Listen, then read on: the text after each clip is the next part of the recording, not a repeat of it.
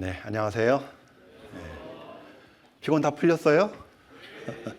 네, 올라오다 보니까 요 매화나무 꽃망울이 딱 져가지고 손만 대면 꽃망울을 탁 터뜨릴 것 같은 그런 모습을 보고 왔습니다.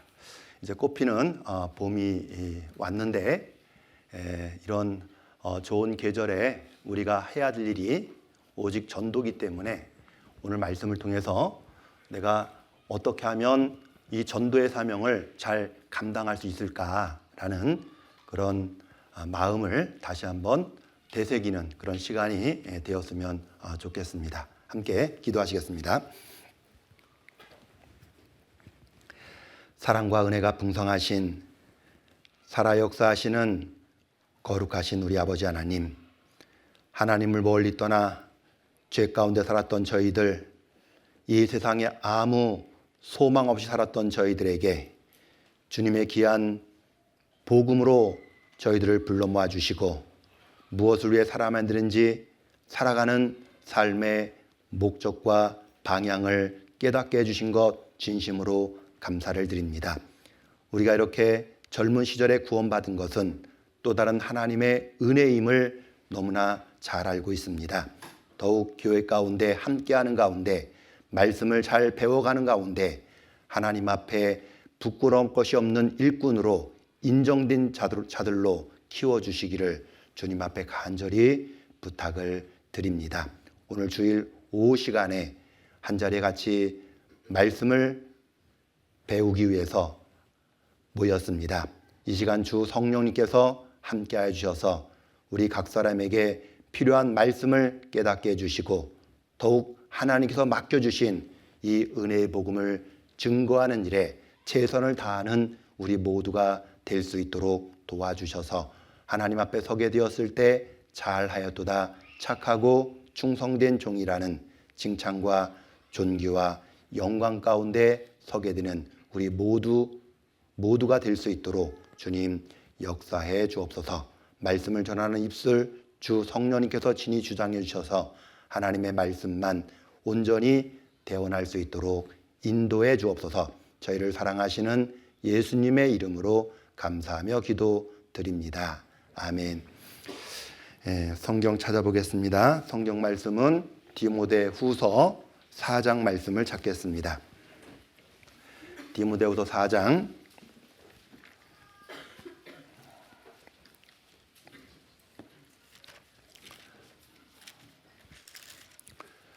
디모데후서 4장 1절부터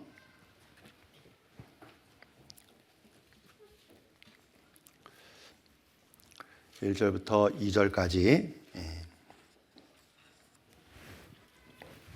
같이 읽겠습니다.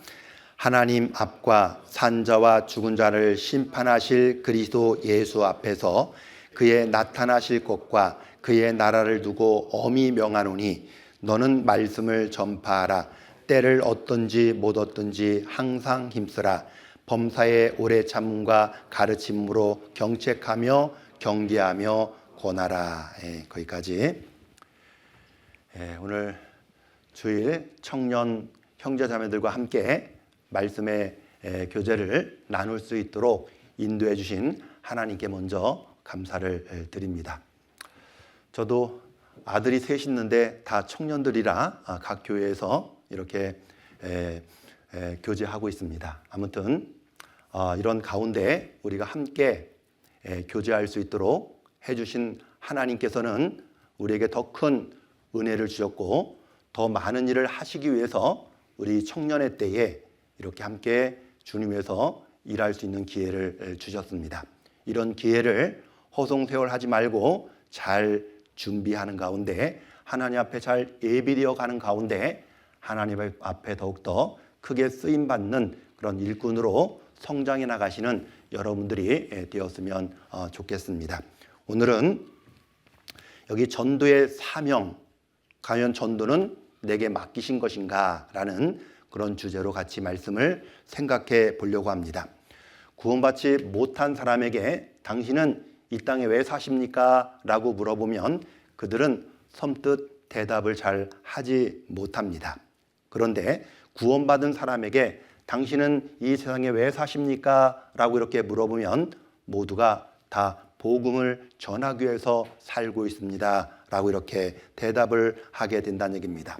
왜냐하면 지옥 가는 운명에서 건짐을 받아서 영원한 천국에 갈 수 있는 산 소망을 얻었기 때문에 당연히 그 답을 하게 된다는 얘기입니다.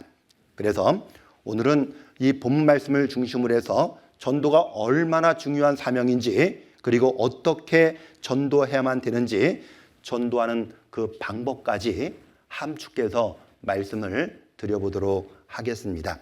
이 말씀은, 방금 읽은 말씀은 로마 감옥에서 사도 바울이 옥중에서 서신서를 보낸 겁니다. 사랑하는 디모데에게 너는 말씀을 전파하라. 때를 얻든지 못 얻든지 항상 힘쓰라 라고 하면서 이것을 엄히 명한다 라고 이렇게 말씀해 주셨습니다. 디모데는 이 명령을 듣고 정말 열심히 복음을 전했습니다. 그런데 이 명령은 디모데뿐만 아니라 구원받은 모든 사람에게 주어지는 말씀입니다. 너는 말씀을 전파하라. 때를 얻든지 못 얻든지 항상 힘쓰라. 범사에 오래 참음과 가르침으로 경책하며 경계하며 권하라. 이 말씀 속에 말씀을 전하는 그런 사람이 어떤 자세로 또는 어떤 방법으로 또는 어떻게 전해야 될 것이 다 들어있는 겁니다.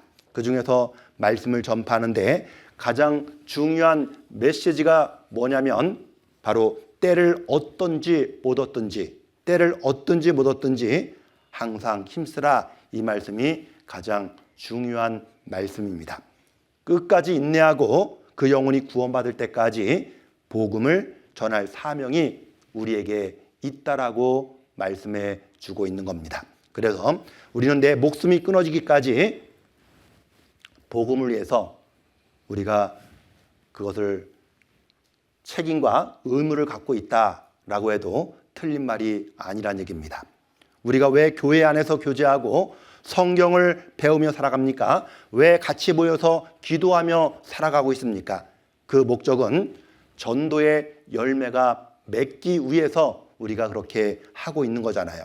그래서 전도는 우리에게 주어진 절체절명의 사명이라고 할 수 있는 겁니다.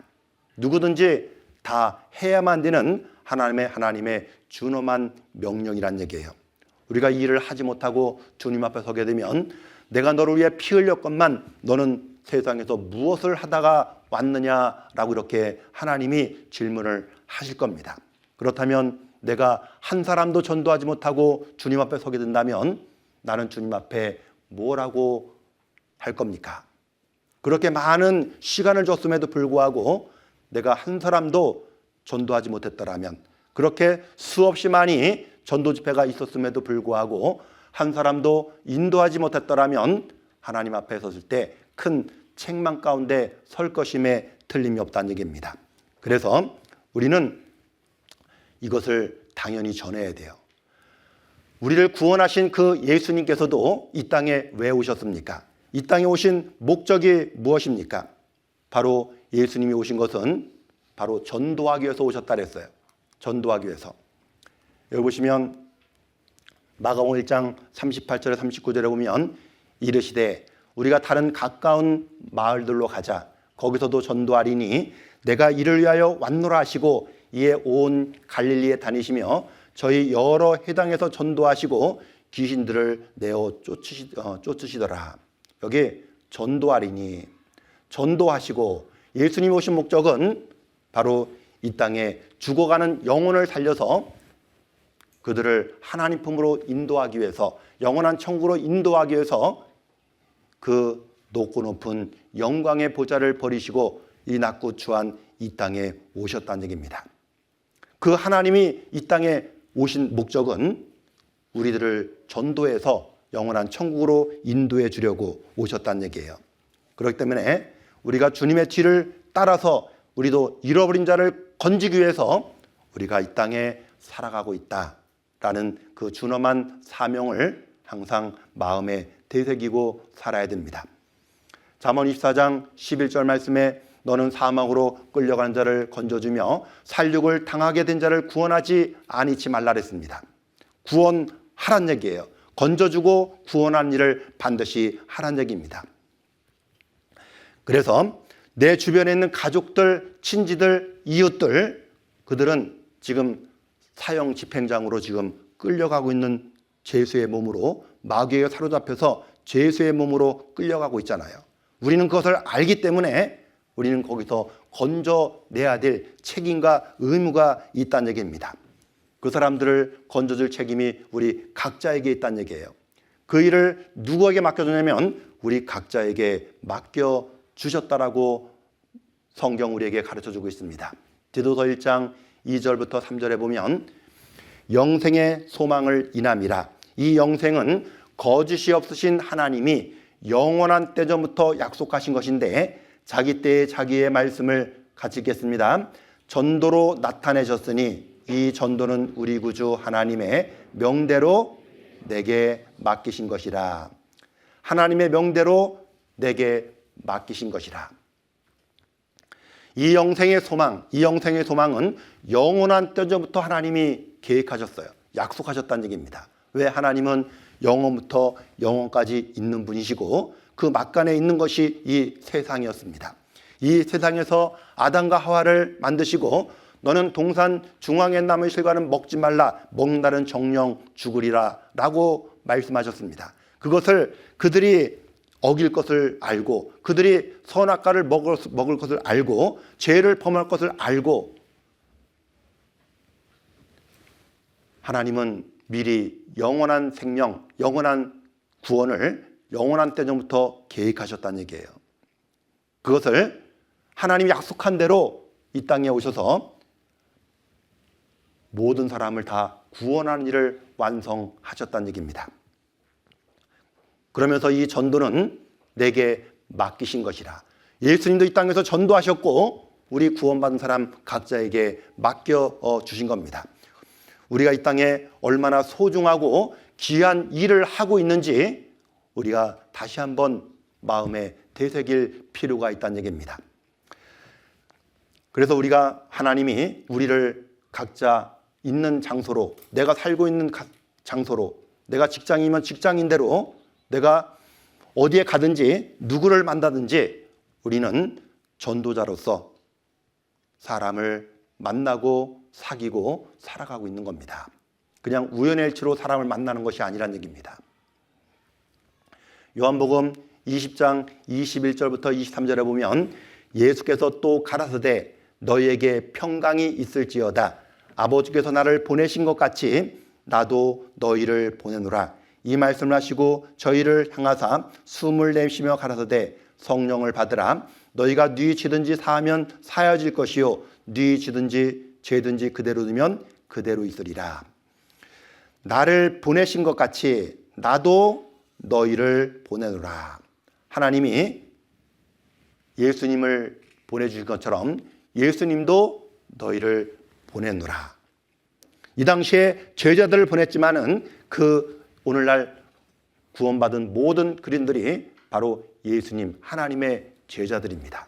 그 제자들을 각자 삶의 터전으로 보내게 된 겁니다. 우리는 그 하나님의 준엄한 명령, 그 명령을 각자 삶의 일터에서 내 만나는 사람에게 전해줄 책임이 있는 거예요. 그것을 회피하면 안 되는 겁니다. 반드시 전해줘야만 되는 겁니다. 아버지께서 나를 보내신 것 같이 나도 너희를 보내노라. 무엇을 하라고 보낸 겁니까? 죄로 인하여 마귀에게 사로잡혀가지고 지옥으로 끌려가는 자를 건져내서 영원한 천국으로 인도하라고 우리를 이 땅에 살게 하시고 많은 사람들을 만나게 해 주시는 거예요. 너희가 네 죄든지 사하면 사여질 것이요 네 죄든지 죄든지 그대로 두면 그대로 있으리라. 우리가 죄를 사하여지면 사여질 것이요 즉 복음을 전해서 그 사람이 복음을 깨달으면 결국 영원한 천국에 가게 됩니다. 그런데 내가 입을 꾹 다물고 전도하지 않으면 그 사람은 천국에 갈 방법이 없잖아요.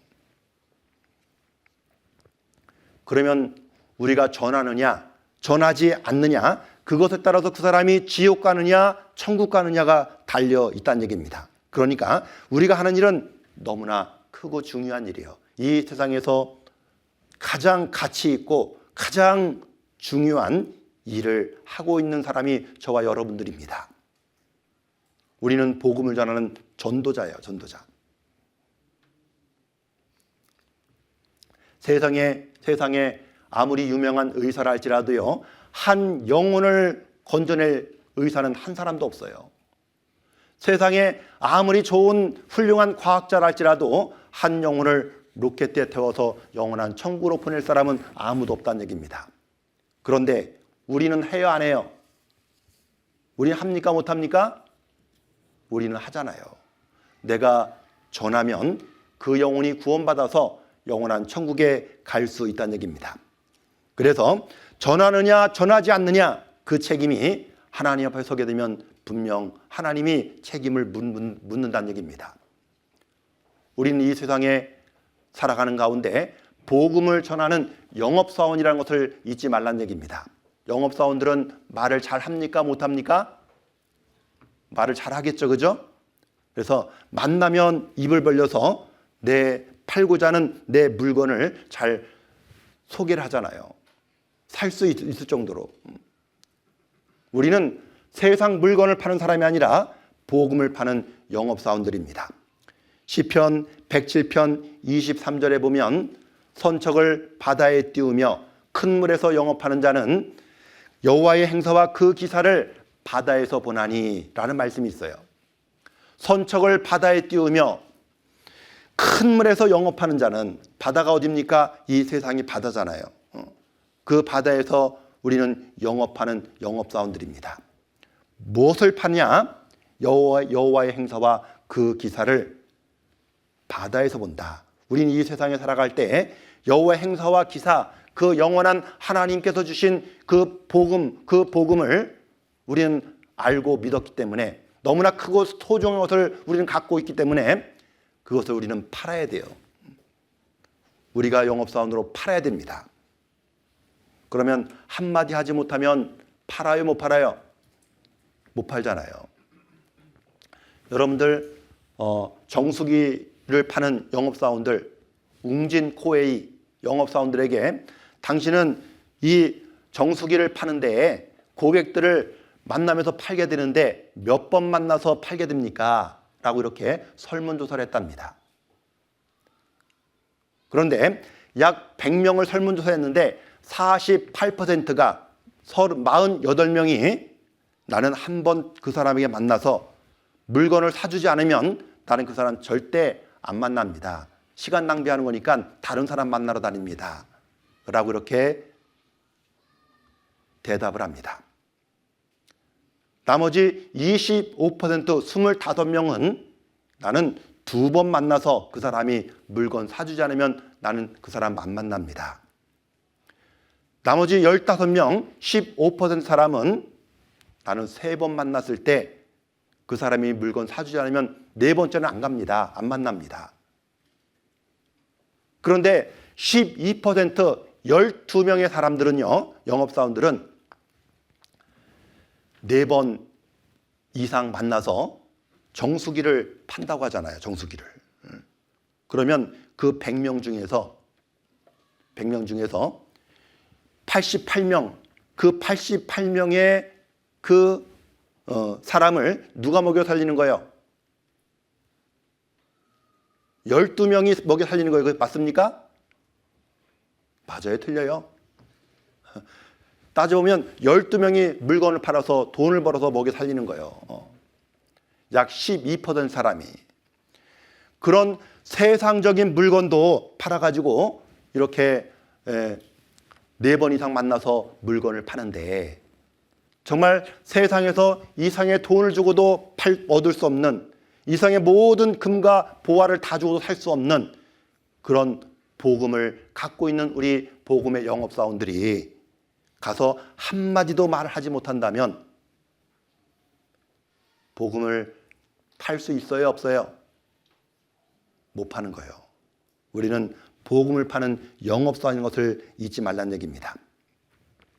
왜? 예수님께서 다 이뤘다, 영원한 속죄를 이루셨다라는 것을 우리는 믿고 그것을 전할 책임이 있는데, 믿기만 하면 천국 갈 수 있는데 그것을 우리가 외면하고 살아가면 되겠습니까? 나만 구원받으면 되겠습니까? 아니잖아요. 내 혈육을 낳은 내 가족들, 내 이웃들, 친구들 같이 가야 맞는 거잖아요. 그래서 우리는요, 천국 열쇠를 가진 사람들이에요. 천국 열쇠를. 여기 마태복음 16장 19절 말씀에 같이 읽겠습니다. 내가 천국 열쇠를 내게 주리니 내가 땅에서 무엇이든지 매면 하늘에서도 매일 것이요 내가 땅에서 무엇이든지 풀면 하늘에서도 풀리리라. 내가 천국 열쇠를 내게 주리니. 여기 베드로에게 하신 말씀이지만은 이 천국 열쇠는 구원받은 모든 사람에게 준 겁니다. 열쇠가 무엇입니까? 잠겨있는 자물통을 열쇠로 열잖아요. 그 사람의 마음, 정말 마귀가 꽉 사로잡혀 있는 그 사람의 마음을 우리는 복음을 전해서 여는 거예요. 그래서 하나님을 받아들일 수 있도록. 그런데 열쇠를 쥐고 있는 내가 열지 않으면 한 사람도 들어갈 수가 없는 겁니다. 내가 가만히 있으면 내게 붙여준 사람을 한 사람도 하나님 품으로 인도하지 못하는 거예요. 여러분 자신도 누군가가 천국 열쇠를 열쇠로 열어줬기 때문에, 말씀을 들어보자고 했기 때문에 우리가 말씀을 듣고 구원을 받았을 겁니다. 내가 스스로 찾아와서 말씀을 듣고 구원한 사람은 그렇게 많지 않거든요. 그래서 하나님이 사람을 붙여서 전도하도록 한 겁니다. 그래서 우리는 이 세상에 살아가는 가운데 바로 천국 열쇠를 가진 사람이요, 바로 이 상을 지키는 파수꾼이다. 복음을 지키는 파수꾼의 역할을 우리가 하고 있다라는 그런 사명의 의식을 항상 갖고 살아야 됩니다. 성경 에스겔 33장 6절에 보면 그러나 파수꾼이 칼이 임함을 보고도 나팔을 불지 아니하여 백성에게 경고치 아니하므로 그 중에 한 사람이 그 임하는 칼에 제함을 당하면 그는 자기 죄악 중에서 제한 바 되려니와 그 죄를 내가 파수꾼에서 찾으리라. 나팔을 불지 아니하면 그 죄를 내가 파수꾼에서 찾으리라 했어요. 전쟁터에서 아주 중요한 역할을 하는 사람이 파수꾼입니다. 우리 형제님들 군대 갔다 오신 분들 계시겠지만은 군대 가서 항상 경계 근무를 서러 가요.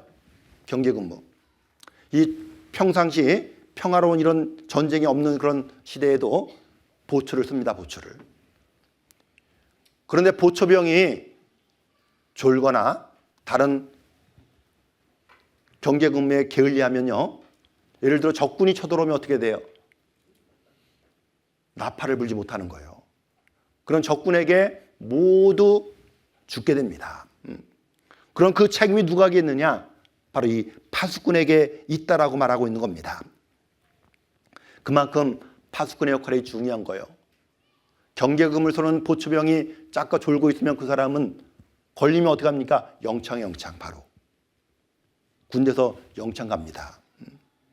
그만큼 중요한 일을 하고 있다는 얘기예요. 그러면 누구에게 이 복음을 우리가 전해야 됩니까? 내가 알고 있는 특정한 사람에게만 전해야 되는 것이 아니란 얘기예요. 모든 사람에게. 그래서 만민에게 복음을 전파하라 라고 하신 겁니다. 또 가라사대 너희는 온 천하에 다니며 만민에게 복음을 전파하라. 만민에게 복음을 전파하라. 내가 살고 있는 주변에서부터 시작해서 전 세계까지 나가서 복음을 전하고 있는 겁니다. 그래서 우리 교회에서 많은 선교사들을 전 세계에 이렇게 파송을 시키잖아요. 우리는 선교사가 되지 못했지만은, 그곳에 가지 못하지만은 우리는 지금도 선교사 일을 하고 있는 겁니다. 내가 살고 있는 그 지역에 하나님이 나에게 선교사를 주신 거예요. 살고 있는 그 지역에서.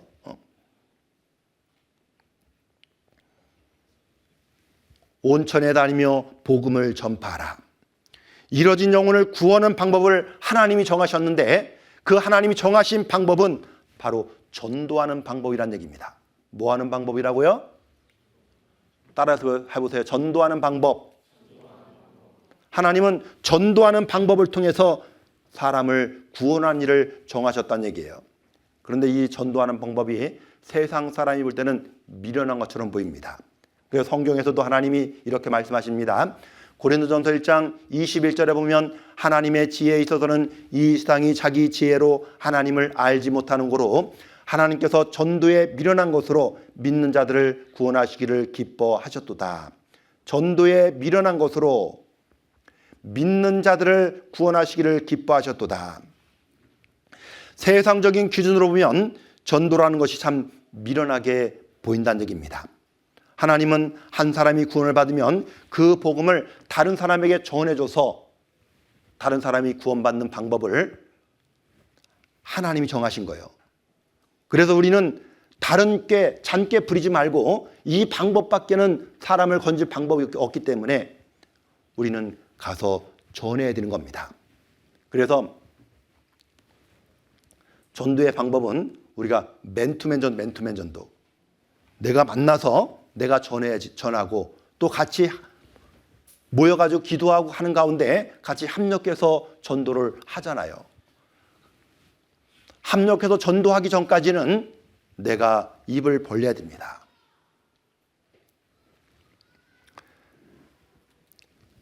그러면 어떻게 전도하는 것이 지혜로운 방법이냐? 바로 예수님도 이 복음의 불을 붙이러 왔다라고 말씀하셨어요. 복음의 불을. 여기 누가복음 12장 49절 말씀을 같이 읽어봅니다.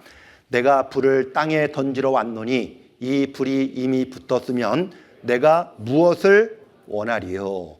내가 불을 땅에 던지러 왔노니 이 불이 붙었으면 내가 무엇을 원하리요? 이 불이 무슨 불이에요? 바로 복음의 불이에요. 복음. 이 복음의 불을 전하러 왔다. 이 불이 붙었으면 내가 무엇을 원하리요? 이 누가복음 12장 49절 말씀은 예수님이 공생의 당시에 이미 십자가에 못 박혀 죽으시고 전한 것이 아니라 죽기 전에 말씀하신 거예요. 예수님이 십자가에 죽으시고 피 흘려주시고 부활하셔야지만 이 복음의 불이 붙어가지고 많은 사람들이 구원을 받게 되는데 예수님 마음이 답답하신 거예요. 왜? 그 당시에 그 복음을 알지 못하고 죽어가는 사람들이 많았거든요. 그러니까 이 복음에 불이 붙었으면 저 죽어가는 사람도 복음을 듣고 구원을 받을 수 있을 텐데 그런 마음 때문에 답답하신 거예요. 왜? 예수님 곧 하나님이셨기 때문에 하나님은 한 영혼이 구원을 받는 것을 원하십니다. 온 천하의 모든 것보다도 한 영혼을 더 사랑하시는 거예요. 그래서 그 복음의 불, 이 불이 붙었으면 내가 무엇을 더 원하리요? 라고 그렇게 말씀하고 있는 겁니다. 그러면서 우리가 이 복음의 불을 전하기 위해서는 어디까지가 됩니까? 하나님 내게 허락하신 범위 내에서 우린 부지런히 다니는 거예요. 부지런히. 사도행전 1장 8절 9절에 보면 오직 성령이 너희에게 마시면 너희가 권능을 받고 예루살렘과 온 유대와 사마리아와 땅끝까지 이르러 내 증인이 되리라. 예루살렘과 유대와 사마리아와 땅끝까지 이르러 우리는 내 증인이 되리라. 예수님의 증인이요. 증인. 예수님 십자가에 죽으시고 피를 흘려서 내 모든 죄를 다 사해 놓으셨다는 우리는 산 증인들입니다. 증인들이 확실한 증인의 말은 힘이 있느니라 말씀처럼 우리가 힘있게 전할 책임이 있잖아요. 왜? 내가 천국 가는 것이 확실하기 때문에.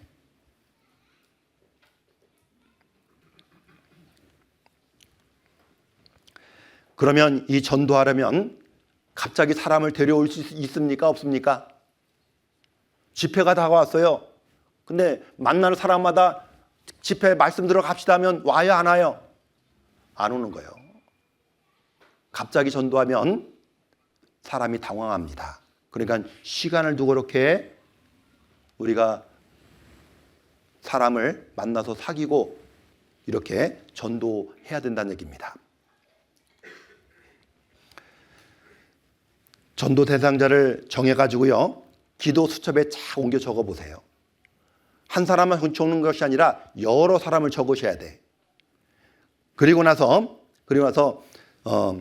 전도 집회가 오게 되면 하나님이 어떤 사람을 인도해야 될지 하나님이 가르쳐 준다는 얘기입니다. 내가 기도칩 올려놓고 그 사람에서 기도해 보세요. 그러면 같이 그 사람에서 기도하는 가운데 그 사람을 찾아가서 또 만나서 이렇게 대화도 나누고 서로 사귀어 갑니다. 그러는 가운데 집회가 다가오면 하나님이 이번 집회는 이 사람을 인도해라. 하나님이 그 마음을 주셔요. 그러면 찾아가서 우리가 전하는 겁니다. 여러분들 감자와 고구마를 찔 때 솥에다 넣고 찌잖아요. 그죠? 그러면 감자 하나만 넣고 쪄요? 여러 개 넣고 쪄요? 고구마 하나만 넣고 쪄요? 여러 개 넣고 쪄요? 여러 개 넣고 찌는 겁니다. 또 여러 개 넣고 찌잖아요. 이렇게. 그런데 감자, 고구마가 금방 익어요? 금방 익습니까? 아니죠. 오랫동안 불을 떼야 돼요. 불을. 익을 때까지 불을 떼잖아요. 그리고 익었는지 보려고 젓가락으로 쭉 찔러봅니다. 익었는지. 그것처럼요, 전도하는 것도 감자와 고구마를 찌듯이 이렇게 해야 된다는 얘기입니다. 이것이 무슨 말이냐면 꾸준히 시간을 갖고 사람을 사귀고 좋은 인간관계를 맺어야 된다는 얘기입니다. 평상시에는 전도하지도 않고 전화도 잘하지 않고 만나지도 않고 대화도 나누지 않는 그런 사람이 집회만 다가오면 전화하거든요. 집회만 다가오면 말씀 듣자고 하거든요. 그러면 따라옵니까? 안 따라옵니까? 안 따라옵니다.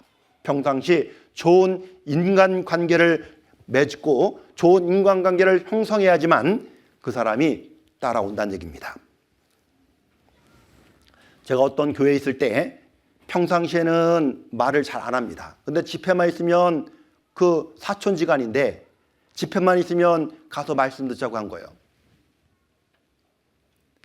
그러면 상대방에서 볼 때 아유, 또 집회가 다가오는구만, 또 수양회가 다가오는구만, 먼저 알고 먼저 대응한다는 얘기입니다. 상대방이 잘 따라오지 않는 거예요.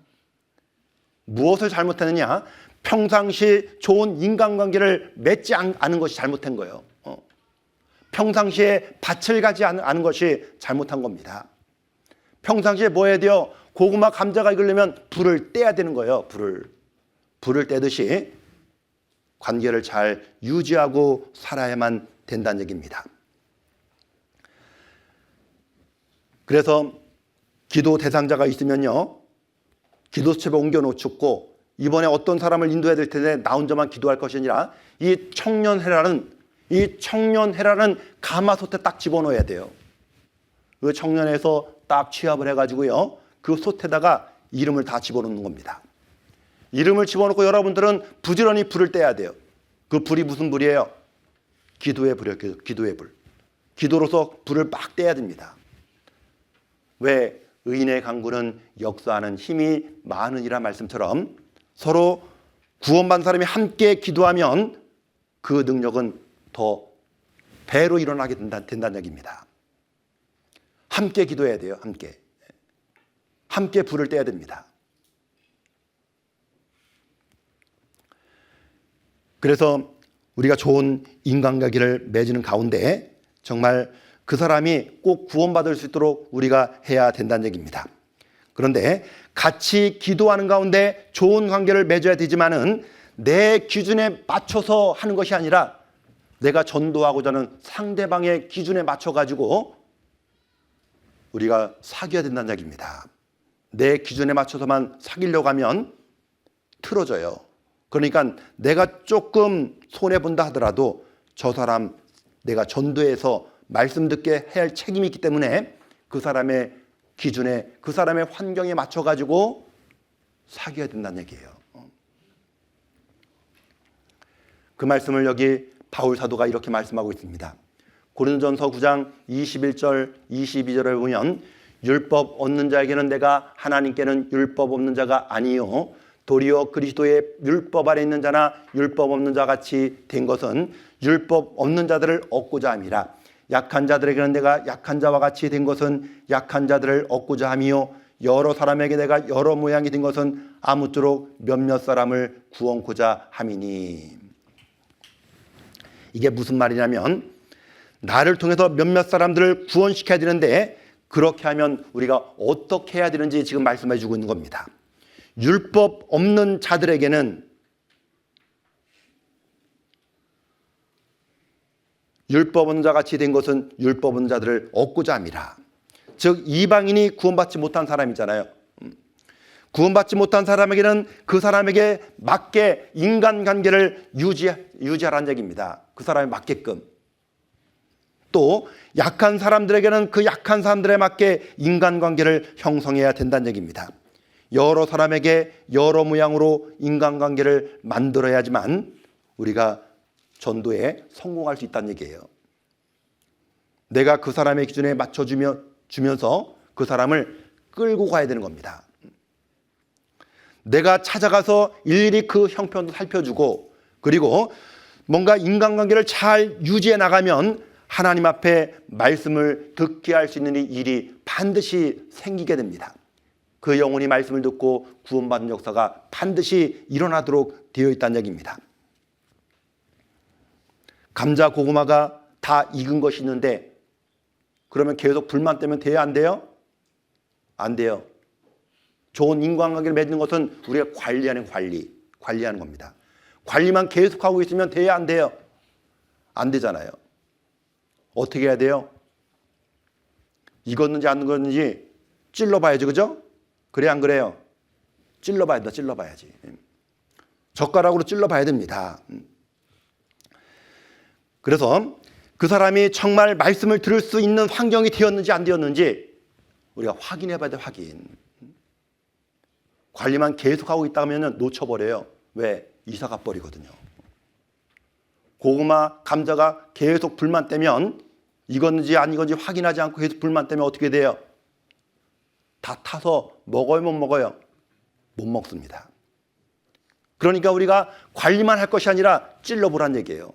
야, 이번에 말씀 있는데 한번 말씀 들어볼 수 있겠니? 하고 찔러보란 얘기입니다. 그러면 그 사람 마음 상태가 됐으면, 익었으면 그래, 내 말씀 한번 들어볼게. 허락을 한다는 얘기예요. 그런데 안타깝게도 어떤 사람 불만 떼는 사람이 있어요. 그래놓고 그 사람 영혼이 결국 교통사고로 세상을 떠난 사람이 있고 또 내 곁에서 다른 지역으로 이사가는 그런 사람이 있습니다. 그건 안타깝잖아요. 그죠? 그래서 우리는 관리만 할 것이 아니라 불만 뗄 것이 아니라 확인하는 것도 아주 중요하다는 얘기입니다. 그러면 그 확인하는 가운데서 우리는 대집회도 있고 또 낮집회도 있고 그리고 교구 집회, 구역 집회 여러 모양의 집회가 있습니다. 그 집회에 우리는 인도하는 겁니다. 인도할 수 있는 여러 모양의 창구가 우리에게는 열려 있다는 얘기예요. 그러면 우리는 그 익은 사람들에게 어떻게 합니까? 찔러보는 것이 어떻게 하는 거예요? 와 보라, 그죠? 와 보라. 우리는 와 보라면 되는 게 와 보라. 성경 요한복음 4장 28절 29절에 보면 여자가 물동이를 버려두고 동네에 들어가서 사람들에게 이르되 나의 행한 모든 일을 내게 말한 사람을 와 보라. 이는 그리스도가 아니냐. 와 보라. 여기 사마리아 수가라는 동네에 예수님께서 이 6번째 남편하고 살고 있는 이 여자를 구원해 주시려고 그 마음을 아셨기 때문에 구원해 주시려고 우물가에 앉아 계시다가 물 좀 달라고 하니까 이 사마리아 여자가 뭐라고 합니까? 당신은 유대인이거늘 이 사마리아 여자 나에게 물을 달라나이까 하면서 물을 줬어요? 안 줬어요? 안 줬어요. 그때 예수님께서 내가 주는 물을 마시면 영생하도록 영원토록 샘물이 되리라 라고 말씀하시니까 그 영생하는 샘물이 궁금해가지고 예수님께 쭉 말씀을 듣는 가운데 이 여자가 구원을 받게 됩니다. 구원을 받자마자 그 여자가 뭘 버렸어요? 물동이를 버렸어요. 물동이를 버려두고 어디로 달려갔습니까? 자기 동네에 많은 사람들이 지금 죽어가고 있거든요. 지옥 가고 있거든요. 그래서 그 사람들에게 뛰어갔습니다. 뛰어가서 와 보라, 이는 그리스도가 아니냐라고 이렇게 소리 지르고 있는 거예요. 와 보라고. 그때 많은 사람들이 예수님께 와가지고 구원을 받게 됩니다. 우리가 하는 것은 무엇을 하냐? 와 보라, 이는 그리스도가 아니냐. 우리는 그 말만 하면 돼요. 와 보라고. 말씀 들어보자고. 성경 요한복음 1장 38절 이하에 보면 베드로의 동생 안드레가 먼저 예수님을 만나서 구원을 받고 그리고 형 베드로를 전도합니다.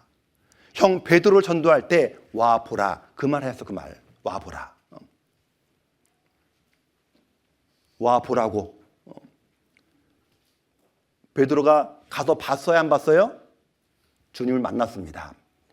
요한복음 1장 41절 42절에 보면 그가 먼저 자기의 형제 시몬을 찾아 말하되 우리가 메시아를 만났다 하고, 메시아는 번역하면 그리스도라, 데리고 예수께로 오니 예수께서 보시고 가라사대 내가 요한의 아들 시몬이니 장차 게바라 하리라 하니라. 먼저 자기 형제 시몬을 찾아 말하되 데리고 예수께로 오니, 먼저 안드레가 예수님을 만나서 구원을 받고요, 형 베드로를 전도했잖아요. 그 전도하는 방법은 와 보라, 와 보라. 네가 그리스도가 아니냐. 구원받는 것의 시작은, 첫 출발은 어디서부터 시작되냐? 와 보라, 거기서 시작합니다. 말씀을 들어보자, 거기서부터 구원받는 첫 출발을 하는 거예요. 초청받은 사람 가운데 나온 사람도 있고 나오지 못한 사람도 있지만은 나온 사람은 예수님을 만나서 다 구원을 받게 됩니다. 그래서 먼저 예수님을 만나서 구원받는 것의 시작은 말씀을 들어보자, 와 보라부터 시작이 된다라는 것을 항상 잊지 말고 우리도 실천해야 돼요. 와서 말씀을 들어보자고. 불만 뗄 것이 아니라 와서 말씀을 들어보자고. 전도서 11장 6절에 보면 너는 아침에 씨를 뿌리고 저녁에도 손을 거두지 말라. 이것이 잘 되는지 저것이 잘 되는지 혹 둘이 잘 되는지 알지 못함이니라. 농부가 씨를 뿌리고 여름 내내 수고하며 열매를 맺게 됩니다. 수고하는 것이 없으면 열매를 맺지 못하는 거예요. 우리가 정말 잘 불을 떼고 잘 관리하는 가운데 좋은 인간관계를 잘 맺는 과정 속에는 우리의 수고가 들어갑니다. 때로는 내 물질이 들어가요. 내 희생과 수고가 있어야지만 그 사람 마음이 열리도록 되어 있습니다. 그 사람이 익은 상태가 된다는 얘기예요. 그때 와 보라, 그 말 한마디 하면 따라옵니다. 저녁에도 손을 거두지 말라. 이것이 잘 되는지 저것이 잘 되는지 혹 둘이 잘 되는지 알지 못하니라. 하나님은 어떤 방법이든지 내 생각과 달라요. 말씀을 듣기 위해서 모시고 왔는데 내가 구원받은 말씀, 그 말씀이 탁 들으면 너도 구원받을 수 있을 것 같아. 그렇게 돼요? 안 돼요? 안 됩니다. 어떤 사람이 하나님 말씀이 꽂힐지 몰라요. 이 성경 66권 중에서 어떤 말씀이 그 사람 마음에 꽂힐지 모릅니다. 어떤 사람은요, 제가 직장 다닐 때 친구를 데리고 왔는데 그렇게 몇 번 말씀을 들어도 안 깨우치지 못했어요. 왜? 하루 듣고 가고 이틀 듣고 가고 이렇게 하거든요. 이틀째도 다 듣지 않고 갑니다. 어느 날 다시 말씀 듣자고 해서 찾아왔어요. 자리에 와서 말씀 듣고 있는데 오늘도 약속이 있어서 시간만 봐요. 집에 간다고. 약속 있다고. 그 다음에 듣겠다고 하면 나갑니다. 나갔어요. 나가는 동시에 앞에서 하나님께서 강사 목사님을 통해서 하신 말씀이 뭐라고 했냐면 노아의 방주가 아라랏산에 머물렀더라. 노아의 방주 어디 머물렀더라? 아라랏산에 머물렀더라. 그 말씀이 그 사람 귀에 꽂힌 거예요. 아라랏산? 아라랏산이 꽂혀서 아라랏산이. 그래서 직장 가서도요, 이 아라랏산이 계속 뒷전에 맴돈답니다. 그래서 아라랏산이 있는지 찾아봤대요. 진짜 아라랏산이 있는 거예요. 그래서 정신이 바짝 나가지고 말씀을 듣고 구원받는 분이 있습니다. 지금 지역교회에서 봉사장하고 있어, 그 사람이. 정말 어떤 말씀이 꽂힐지 몰라요. 어떤 말씀이. 사람은 여러 가지 생각이 있지만은 하나님 생각과 사람의 생각은 다르기 때문에, 내 방법과 하나님 방법은 다르기 때문에 우리가 말씀 앞에 데려다 놓으면 반드시 그 사람이 구원받을 수 있는 말씀이 꽂히게 되어 있습니다. 그래서 우리는 때를 얻든지 못 얻든지 항상 힘쓰라. 범사에 오래 참음과 가르침으로 경책하며 경계하며 권하라. 너는 말씀을 전파라. 씨를 뿌렸잖아요. 때를 얻든지 못 얻든지 항상 힘쓰라. 계속해서 그 영혼을 관리해 나가고 있잖아요. 언제까지? 그 사람이 구원받을 때까지. 범사에 오래 참음과 가르침으로 경책하며 경계하며 권하라. 이것이 전도하는 요령입니다. 그렇게 해서 우리가 많은 것들이 예비되어 있어야 되는 거예요. 다른 사람이 너 어떻게 해서 그렇게 사람이 변했느냐, 그 소망에 관한 이유를 묻는 사람들이 생기도록 우리가 살아야 됩니다. 그것도 불을 떼는 거, 우리가 불을. 말로는 불을 떼는데 행동으로는 불을 떼지 못한다면 전도가 되겠어요, 안 되겠어요? 안 되는 겁니다. 우린 언행일치가 돼야 돼요. 그래서 구원받은 사람은 정말 성실하게 소망에 관한 일을 묻는 자에게는 대답할 것을 항상 예비하는 것처럼, 여기 베드로전 3장 15절에 있는 말씀처럼 소망에 관한 이유를 묻는 자들이 생길 수 있도록 우리가 살아가야 된다는 얘기입니다. 우리가 변화된 모습을 다른 사람에게 보여줘야지만 그 사람이 와 보라고 했을 때 따라온다는 얘기예요. 내가 변하지 않는 상태에서 와 보라고 하면 나도 너같이 될까 봐 따라오지 않거든요. 그러니까 구원받은 사람은 구원받은 사람답게 살아가는 것이 맞는 겁니다. 그리고 지혜롭게 전하라 했어요. 지혜롭게. 마태복음 10장 16절에 보면 보라 내가 너희를 보냄이 양을 이리 가운데 보낸 같도다. 그러므로 너희는 뱀같이 지혜롭고 비둘기같이 순결하라. 뱀같이 지혜롭고, 어떤 것이 지혜로운 겁니까?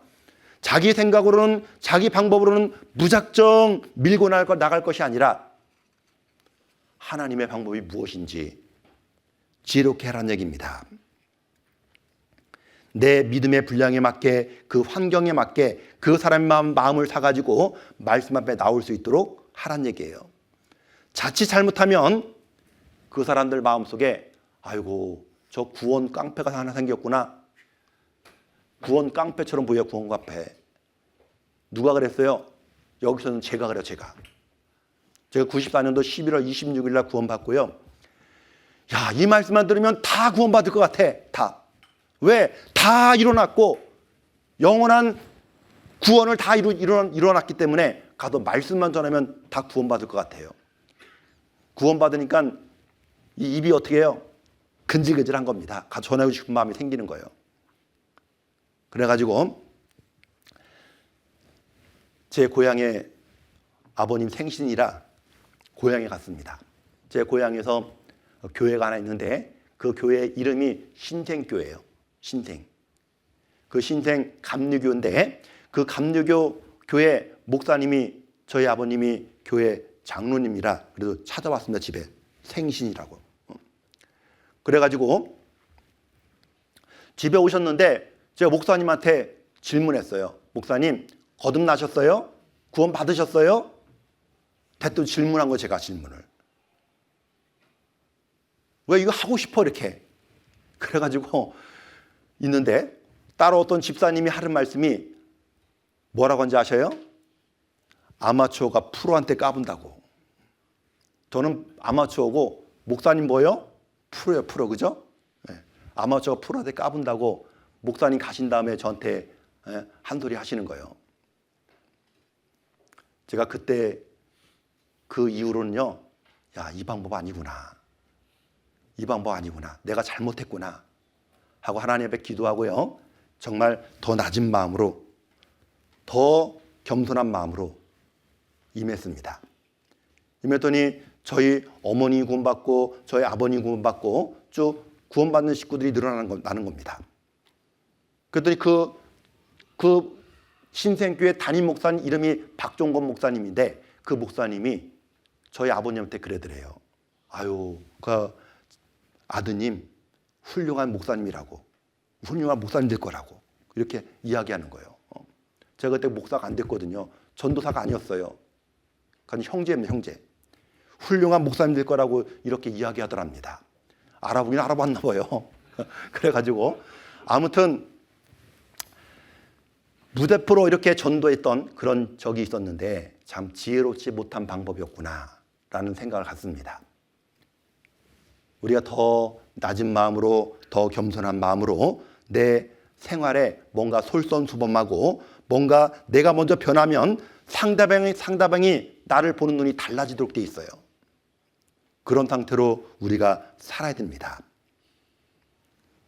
그래서 상대방이 나를 볼 때 도대체 무엇 때문에 이렇게 변했냐고, 내가 전에 알고 있던 사람이 전혀 아닌데 무엇 때문에 변했냐고 이렇게 물어보는 사람이 생길 수 있도록 살아가라는 얘기입니다. 그때 대답할 준비를 하는 거예요. 와 보라고. 뭐 하라고? 와 보라. 와 보라고. 그리고 비둘기같이 순결하라. 순결은 깨끗한 거잖아요. 하나님의 능력은 깨끗한 자를 통해서 능력이 나타납니다. 즉, 죄 가운데 범하는 상태에서, 죄와 타협하는 상태에서 아무리 전도하려고 해보세요. 전도가 됩니까? 안 됩니까?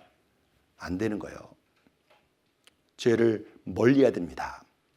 죄는 내 전도의 상을 받을 수 있는 것을 막는 아주 악한 것이 바로 죄입니다. 우리는 죄 가운데 범하면 안 되는 거예요. 그래서 베드로전서 2장 12절에 보면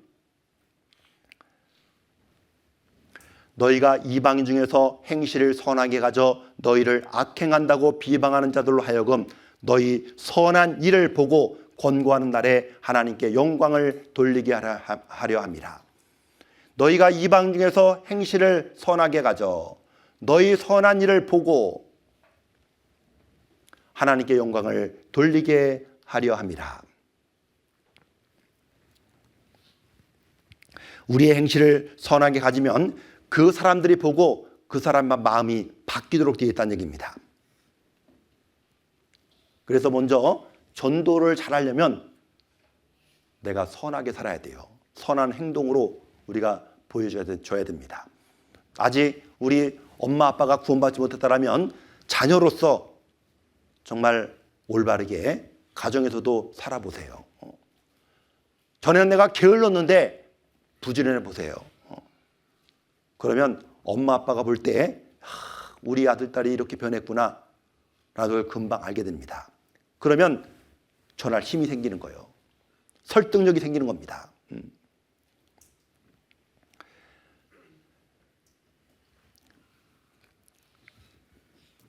그 선하게 살고 착하게 살 수 있는 그 척도가 뭐냐면 바로 내 방법, 내 뜻대로는 안 됩니다. 먼저는 이 교회가 중요한지 교회 안에 딱 머물러야 되는 거예요. 교회 안에. 그러니까 요한복음 15장 5절 말씀에 나는 포도나무요 너는 가지니 저가 내 안에 내가 저 안에 있으면 이 사람은 과실을 많이 맺나니 나를 떠나서 너희가 아무것도 할 수 없습니다. 여기 포도열매가 있어요. 포도열매. 포도열매는 포도나무에서 열리는 것이 아니라 포도나무에 붙어있는 가지에서 일 가지, 이 가지 하나에 포도송이 한 송이를 매달아 놨습니다. 가지의 책임은 포도나무에 붙어있는 책임이 있는 거예요. 즉 우리는 몸된 교회 안에 붙어 있어야 될 책임이 있는 겁니다. 왜? 가지기 때문에. 가지가 포도나무 교회 안에 딱 붙어 있으면 절로 과실을 맺는다 그랬어요. 하나님의 약속입니다. 그렇기 때문에 우리가 할 일은 주님 안에 거하는 것. 주님 안에 거하는 가운데 말씀을 충분히 공급받는 겁니다. 여기서 공급이란 말은 무슨 뜻이냐면 말씀을 그냥 듣기만 하는 것이 공급이 아니에요. 말씀을 들었다면 그 말씀 앞에 순종하고 따라가는 것. 이게 공급입니다. 공급. 순종하고 따라가는 것까지.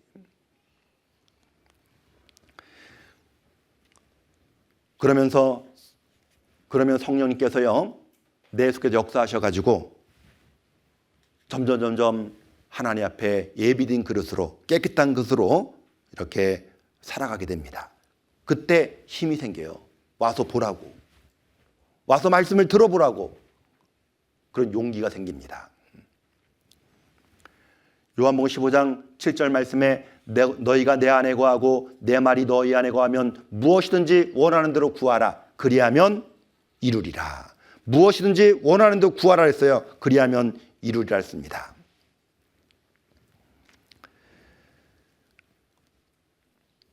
먼저 깨끗한 생활하고 교회 가운데 머무는 상태에 있으면요 하나님께서 구해 보십시오. 기도해 보십시오. 하나님 주신대요, 안 주신대요? 주신다고 했어요, 안 했어요? 하셨잖아요. 하나님 약속이 약속. 하나님은 말씀하시면 말씀 그대로 하시는 분입니다. 두세 사람이 내 이름으로 모인 곳에는 나도 그들 중에 있느니란 말씀처럼 정말 두세 사람이 함께 수고하고 합심하고 같이 희생하고 순종하는 그 두세 사람이 있으면 하나님께서 일을 하신다 그랬어요. 그러니까 우리가 내 안에 거하고 내 말이 너희 안에 거하면 무엇인지 원하는 대로 구하라. 그리하면 이루리라. 이 말씀 속에 하나님의 약속이 있는 겁니다. 그리고 주님께서 이 땅에 계실 때 먼저 전도의 본을 보여주셨다라고 말씀을 드렸습니다. 예수님이 전도할 때 혼자 전도했어요? 함께 전도했어요? 함께 전도하셨습니다. 성경 마태복음 1장 38절에 보면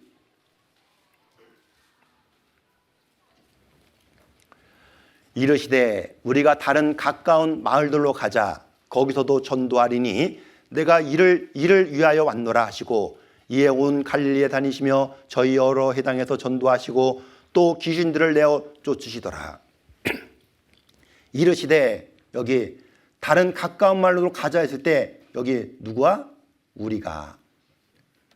거기도 전도하리니 내가 이를 위하여 왔노라. 예수님은 혼자 전도하신 것이 아니라 같이 하셨다는 얘기입니다. 같이. 전도는 혼자 하는 것이 아니에요. 같이 하는 겁니다. 어디서? 교회 안에서. 전도 집회할 때 이 집회는 강사 혼자 말씀을 전해서 구원받는 것이 아니란 얘기예요. 전도는 이 집회는 강사가 하는 것이 아니라 교회가 하는 겁니다. 교회가. 모든 구원받은 식구들이 같이 기도하고 같이 합력하는 가운데 전도의 열매가 맺히는 겁니다. 그러니까 가장 많은 열매가 맺힐 때가 언제입니까? 수양회 때, 학예 수양회 때 많은 사람들이 모여서 같이 합심하니까 엄청난 능력이 나타나고 많은 열매가 맺히게 되잖아요. 전도는 우리가 하는 겁니다. 주님과 함께 하는 거예요. 나 혼자 하는 것이 아닙니다.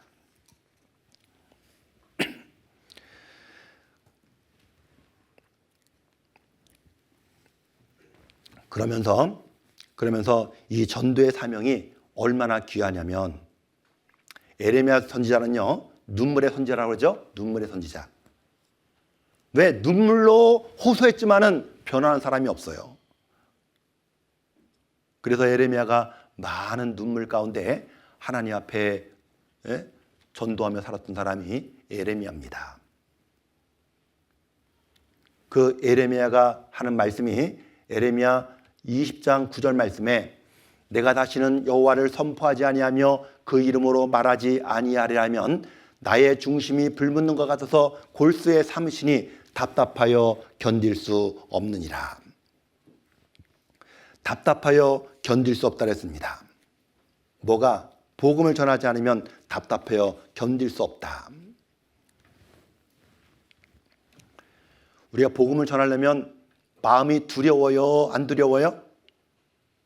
두려운 마음이 생기죠. 내가 전하면 저 사람이 어떻게 나올까? 어떤 말을 할까? 두려운 마음이 생길 겁니다. 그런데 내가 정말 깨끗한 생활하고 죄 가운데 멀리하고 정말 합당한 생활을 하면 두려운 마음이 있어도요, 담대한 마음이 생겨요. 그래서 꼭 전해야 되겠다라는 그런 마음이 생깁니다. 누구처럼? 에레미야처럼. 여호와를 선포하지 아니하며 그 이름으로 말하지 아니하려면 나의 중심이 불붙는 것 같아서 골수에 삼으시니 답답하여 견딜 수 없나이다.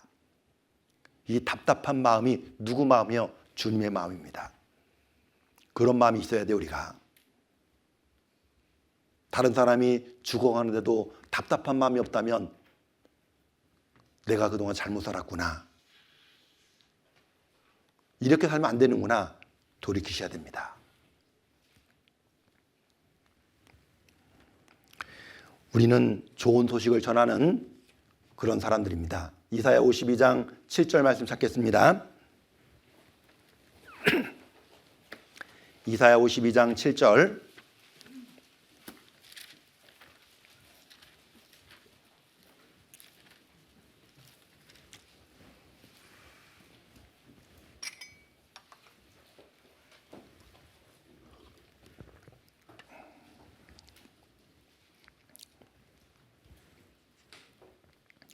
이사야 52장 7절 같이 읽겠습니다. 좋은 소식을 가져오며 평화를 공포하며 복된 좋은 소식을 가져오며 구원을 공포하며 시온을 향하여 이르기를 내 하나님이 통치하신다 하는 자의 산을 넘는 발이 어찌 그리 아름다운고. 좋은 소식을 가져오며 평화를 공포하며 복된 소식을 가져오며 구원을 공포하며 시온을 향하여 이르기를 내 하나님이 통치하신다는 자의 산을 넘는 발이 어찌 그리 아름다운고. 좋은 소식을 전하는 발이 있습니다. 좋은 소식을 전하는 발이 있음에도 불구하고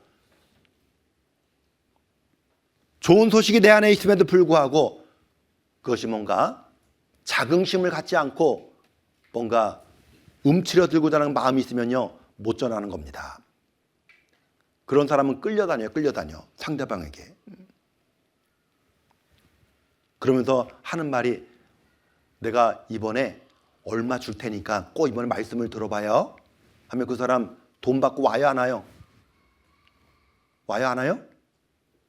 그 돈 때문에 옵니다. 이렇게. 그러면 그 사람이 말씀을 듣고 구원 받겠어요? 못 받겠어요? 그 사람은 돈 때문에 온 거예요. 돈 때문에. 목적이 돈 때문에 온 겁니다. 그렇게 전해서 구원받는 사람이 많지가 않아요. 그렇게 전하면 안 되는 겁니다. 방법은 자기 생각은 옳다고 하지만요, 그 방법은 옳지 않은 겁니다. 그 사람이 듣든지 안 듣든지 내가 할 일은 하면 되는 거예요.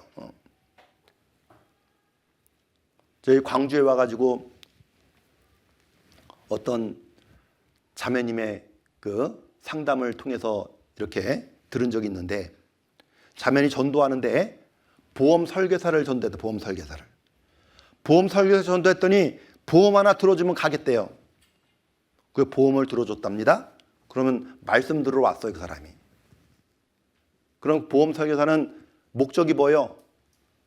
그 보험 들어준 것 때문에 한번 들어주려고 온 거예요. 그럼 끝까지 듣겠어요? 안 듣겠어요? 안 듣고 또 갑니다. 그 사람의 목적은 오직 보험 들어서 자기 유익을 차지하려고, 자기 소정의 목적을 이루려고 구원받은 사람을 이용하는 겁니다. 우리가 그렇게 끌려다니면 안 되는 거예요. 왜 정말 좋은 소식이 있음에도 불구하고 왜 끌려다닙니까? 그가 듣든지 안 듣든지 우리는 사정할 필요 없어요. 와 보라 자신 있게 말하면 됩니다. 오지 않는 이유는 그 사람 때문에 책임 있는 거예요. 전하지 않은 책임은 나한테 있는 겁니다. 그러니까 나는 와 보라 좋은 소식을 전하는 발이 어찌 그리 아름다운고. 로마서 10장 15절에 보면 이 말씀을 인용했잖아요. 아름답도다 좋은 소식을 전하는 발이함과 같으니라. 산을 넘는 발이 어찌 그리 아름다운고. 이 왜 산이라고 그랬습니까? 복음을 전할 때는 엄청난 시련과 고통이 따라요. 고난이. 엄청난 높은 산이 가로막혀 있습니다. 그 산을 넘으려면 이 발이 수고가 필요해요. 수고. 그래서 끝까지 참고 이 산을 넘는 발, 좋은 소식을 전하러 갈 때 산을 넘는 것처럼 너무 힘든 고비들이 많은데 그것을 넘고 끝까지 복음을 전하는 사람, 그런 사람의 발이 아름답다라고 그렇게 말씀하신 겁니다. 그런 사람은 반드시 결실을 보게 됩니다. 시편 126편 5절에 보면 눈물을 흘리며 씨를 뿌리는 자는 기쁨으로 거두리로다. 울며 씨를 뿌리러 나간 자는 정령 기쁨으로 그 단을 가지고 돌아오리로다. 눈물을 흘리며 씨를 뿌리는 자, 이 복음의 발을 가지고 정말 고난의 시련을 겪으면서 아픔을 겪으면서 전도하는 그 발, 반드시 기쁨으로 돌아옵니다. 눈물을 흘며 씨를 뿌리는 자는 기쁨으로 거두리로다. 하나님의 약속입니다.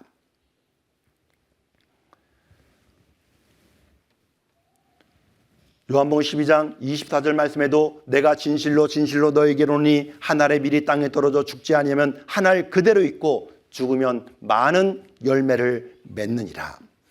한 알의 밀이 떨어지면 싹이 나서 많은 열매를 맺잖아요. 한 사람이 복음 위해서 수고와 희생을 하면 그 사람을 통해서 많은 열매가 맺히도록 되어 있다는 얘기입니다. 그런데 내가 죽질 않는 거예요. 내가 뭐가 안 죽어요? 내 육신이 죽지 않는 거예요. 그러니까 조금 나에게 손해를 보고 나에게 뭔가 다른 사람이 핍박을 오면 내가 복음 전한 것 때문에 나를 핍박하면 내가 도망가요. 전하지 못하는 겁니다. 그런 상태에서는 아무리 기회를 줘도요 못 전합니다. 사도행전 18장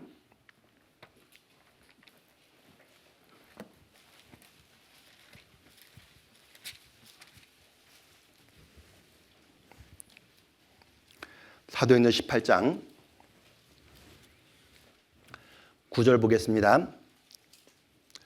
밤에 주께서 환상 가운데 바울에게 말씀하시되 두려워하지 말며 잠잠하지 말고 말하라. 내가 너와 함께 있음에 아무 사람도 너를 대적하여 해롭게 할 자가 없을 것이니 이는 이 성중에 내 백성이 많음이라 하시더라.